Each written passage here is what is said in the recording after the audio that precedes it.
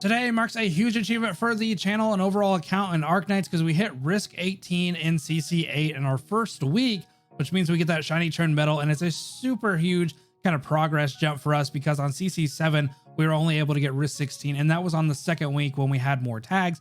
But what I want to do in this video is kind of explain kind of the gameplay and go over my final run for risk 18 and see kind of the differences between this video and the last one, which we did risk 16 in that one. So check it out if you guys haven't, and then come back to this one. But let's go ahead and jump into it. So before we jump into the gameplay, I do want to talk about some risks that we changed. There's only a couple different risks that we actually changed from 16 to 18, and that is going to be the buff on the bosses. So we went ahead and took the level 2 bosses for the risk, and then we got rid of the attack speed stuff. So we're getting pretty overwhelmed on that, and we decided to take a buff up for them for max HP, as well as a buff down or a debuff for us for our max HP as well. So basically we kind of got rid of that attack speed, gave them a little bit more health, gave us a little less health, and then took the boss risk 2s there. I was kind of afraid to do that, to be honest. I was like, okay, Vivian's gonna clap my stuff, and it almost ended up like that. So let's go ahead and jump into the actual gameplay here. I'll kind of explain. There's only a couple differences really at the very beginning that happened. So Myrtle's gonna go out, and this time it was actually Flametail on our risk 16. Now, the main reason I made that difference was because I wanted to shift everybody. Basically, we came to the conclusion that I needed to shift all my operators. Initially, I'd have Mudrock kind of out here, Hoshi, and then Myrtle. I needed to kind of shift it over. It was having a lot of issues with the dragon not really doing anything. Kind of further into the run, it'll make a little bit more sense. So I needed to shift everybody to the side. And at that point, I was getting rid of Myrtle and putting Hoshi there, and then I wasn't having enough DP. So we went ahead and put Myrtle down here, and she kind of gives us a little bit of extra DP at the beginning as well. Faced Flametail facing left, which actually made me not have to use this light. So this is actually kind of cool. I mean, it wouldn't really hurt that we got it because we ended up getting so much DP that it doesn't really matter. But this helps us a little bit because we can kind of deal with the archers and stuff like that. I decided to use Gravel for a light kind of redeploy. So basically kind of have her out, shine a little bit of light. And then I'm like, okay, now I want to put Elysia out, try to decide which way I want to face him. I go ahead and face him to the left there, just to give us a little bit of light. Now, this is where I kind of got confused because like, okay, do I want to put Tea Applesauce out or do I want to put Ling out? Just because right now the timing's a little bit weird in comparison, because at this point, I think I already have Ling out, or at least getting very close, and I have Tea Applesauce and stuff like that. So I was like, okay, I need to kind of regroup and kind of remake what I normally do. And then I decided, okay, I can't do that because Ling's going to get smacked by the darkness behind. So I need to put Tea Applesauce facing up. Then I can get rid of Gravel, and then we can put out Ling, and then we'll be kind of where we already were. And then I was a little preemptive. I was about to put her and she's gonna get smacked really hard. And then I kind of let Gravel sit there for a little bit longer than I realized, but then I put him away. And then this is kind of where everything kind of falls back into that same pattern there where we're using the dragon. The dragon's gonna help out a lot more with this shift though, because the dragon can actually fight in front of Mudrock. The kind of issue that I was having with R16 was the fact that Mudrock was just blocking everything and the dragon wasn't really doing anything except for, like, you know, the couple that would escape past Mudrock's 3 block and stuff like that. So the other cool part is that Flametail's skill isn't really as, you know, like I don't have to pay attention as much because Myrtle's down there just in case I kind of need help. I still rather not have anybody on Myrtle just so I can get the DP, but she's definitely down there in case I do need her. I don't think I end up needing her just because I have the timing down for Flametail's stuff. Now, this is where I go ahead and I get Searcher out just basically the way that we're already doing it. I think I'm trying to decide whether I want to proc Elysium. But I'm like, okay, let's get Searcher out, get stuff going with that. And basically this is kind of the same bread and butter that we had from 16. Just getting everybody kind of going. And then I'm going to proc everybody's skill here. I'm going to pretty much do Elysium, I'm going to do Ling, and then I'm going to do Searcher. And hopefully nobody passes me. I can't actually remember if somebody does pass me. I do think that they end up doing so, and I have to put a dragon out behind me. If I remember correctly, somebody kind of waddles by and then I have to put somebody out. So that's kind of the negative side of not having Myrtle there, because Myrtle can kind of catch somebody and then Searcher can kill him. But it's okay. It doesn't really make too much of a difference. We end up getting so much DP at the end of the day, so it doesn't really matter. So we go ahead and I'm trying to decide, okay, I got the dragon out. I'm killing it. Let's go ahead and get ready for Hoshi. I got to get rid of that dragon to put Hoshi out. Now, this is kind of the spot everybody sits in for a very long time. So this is kind of the more or less like upgraded version from what we were doing. You can see that the dragon's there helping out. Mudrock's doing it. Now, the big issue here is that the dragon actually ends up getting kind of canned here soon. So we actually have to kind of improvise and go around that here in a little bit. But we're also trying to keep on Vivian because now she has a little bit of that increased health and attack. And I think that her ult actually goes a little bit quicker. So now we have to be a little bit more precise on who we're baiting. And chat finally roasted me into oblivion about using a dragon to bait her. So I was like, okay, I'll use Gravel. So nothing really changes. I think I'm talking about who I'm going to get to Vivian, because honestly, bro, I was like, so obsessed with Vivian and how I was going to get her to go. And I was also kind of worried about the dragon. So I spent a good 20 minutes here basically talking about what I'm going to do about this dragon. When am I going to have Vivian pop up? Am I going to do another dragon there instead? And I'm just trying to decide. So basically I decided, okay, you know what? I'm going to let the dragon do its thing, and I'm going to go ahead and just do Vivian. I'm going to have her right whenever she passes into like this kind of lighter block. That's when I'm going to block her. So I'm kind of waiting for her to do her thing. She's kind of just standing there. Elysium's helping out. And then I think I end up putting a dragon there, proccing Ling's skill. And then we got rid of Myrtle. So Myrtle, I think, was just for the fact that I wanted to have enough deployment slots whenever they actually walked up. Because the idea was to get Surtur, Radiant Knight, and Gravel, and maybe even another dragon if we needed to kind of bait the archers and not have to do so much damage to Radiant Knight. I don't think it actually works out the way I wanted it to. But here's where I put out the dragon, you know, proc Ling's skill there to let it kind of do its thing.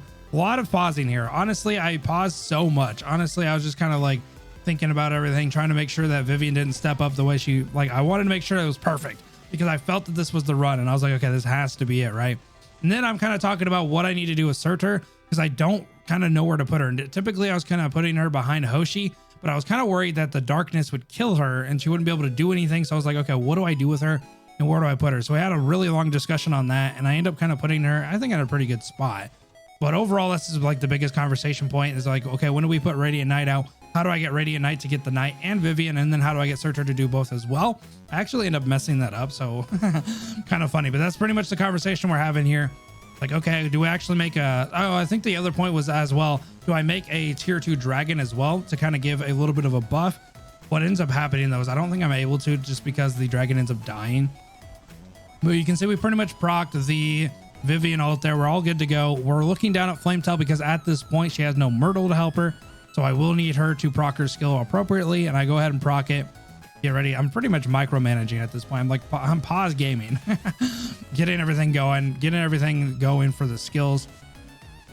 And then I think I go, okay, so Surtur, I'm going to go ahead and put her out as soon as she walks up here. Great little spot for her. And then the idea here is to actually stun her for her next kind of, you know, big boom. I'm not going to worry too much about who she's going to pinpoint because I'm hopefully going to stun her. So I'm kind of going through that. I'm like, okay, cool. We'll stun her right when she walks up here. Maybe I can grab both of these guys, and I'll kind of explain where I mess up. So the dragon dies.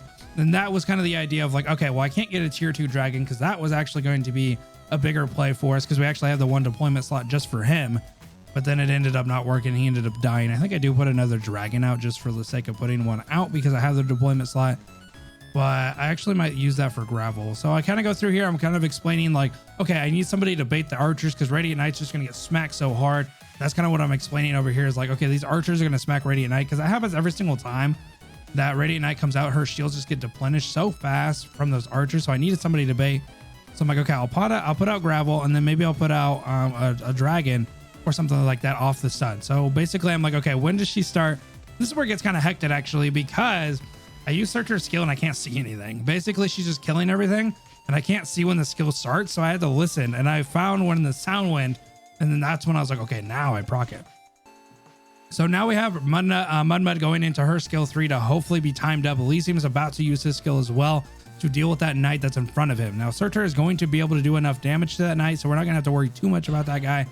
But basically this is game time. This is like where everybody's lining up. We're getting kind of ready to go. And then I put the dragon out. Surtur's kind of going through here, and I'll kind of let it run a little bit on the 2 times or something like that, and we'll kind of see. So I'm kind of like, okay, when do I stun right here? Do I want to stun and make sure that this guy stays here? I decided to put Radiant Knight in front of Mudrock, give Mudrock a little bit of that time, stun both the bosses there. Now here's where I mess up, because as you can see, I actually put Gravel out at the same time, and what ended up happening was that Gravel pushed down the knight. So he kind of goes down. And now he's not getting hit by anything. He's not getting hit by the Mudmud thing. He's not getting hit by Surtur. And I'm like, wow. So this actually could have been a lot cleaner had I not put Gravel where I did, because it literally just pushed him out of that. I should have put her facing up and pushed him into it. But I was just so panicked that I didn't think about it. And I'm like, damn. So now we're trying to kill Vivian. Vivian's doing her damage, but she does end up dying. Surtur does end up living. We do lose some on the back end. But at this point, it's really not that big of a deal because nobody's going to kind of go up that way except for the archers. And we have ways to deal with them. And then Flametail's down to their bottom, Flametail gaming. Now, here's where I start panicking.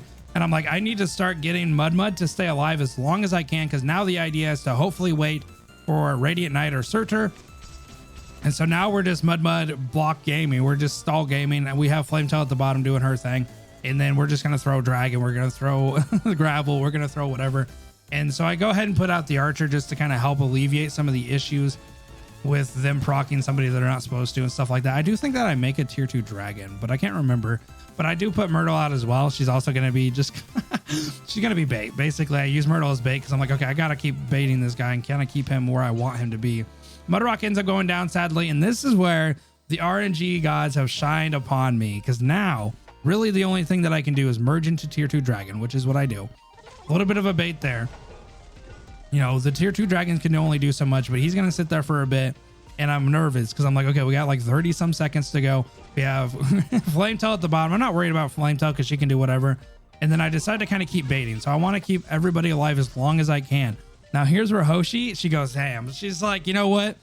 Put it on my back, King. I will take it with you and we'll go wherever we need to go.